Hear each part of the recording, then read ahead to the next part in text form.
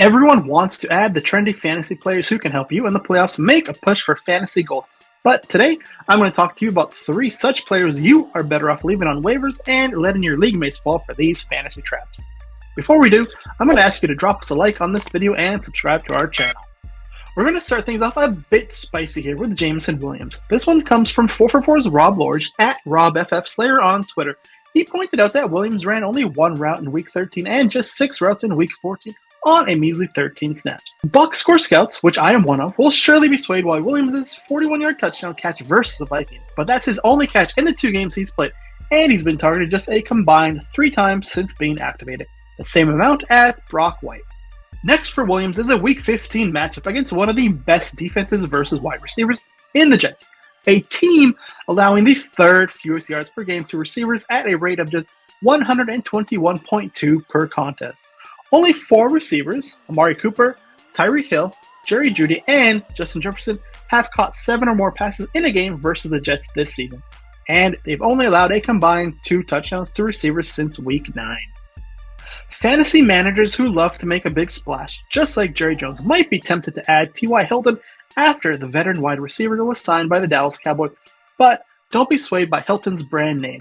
The former Indianapolis Colt played in only 10 games last season and didn't make much of a dent. In those 10 games, he recorded more than 50 yards in a contest just twice. His season high in catches was just 4, while seeing no more than 5 targets in a game all season. He averaged a minuscule 6.3 half PPR points per game last season. Let someone else be the Jerry Jones of your fantasy league. There's something to be said about not chasing outliers, and Chris Moore's Week 14 performance against the Cowboys was just that.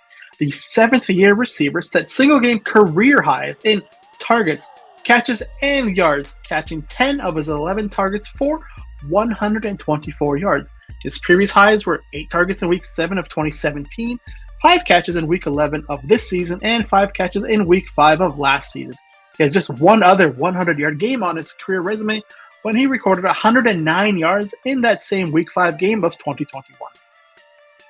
In Moore's previous 3 games heading into Week 14, he totaled a combined 10 catches on 13 targets for 73 yards. Sure, Moore's 17.4 half PPR point upburst in Week 14 looks good on paper, and fantasy managers need wide receiver help for the playoffs will put in waiver claims for him.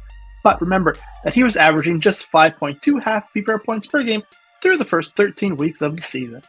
Also, don't forget that the biggest reason Moore was able to put up such huge numbers was that Houston was without their top 2 receivers in Nico Collins and Brandon Cooks. If both or even just one returns, Moore will go back to being lumped with the likes of Amari Rodgers and Philip Dorsett on the receiver depth chart in an offense led by either Davis Mills or Jeff Driscoll.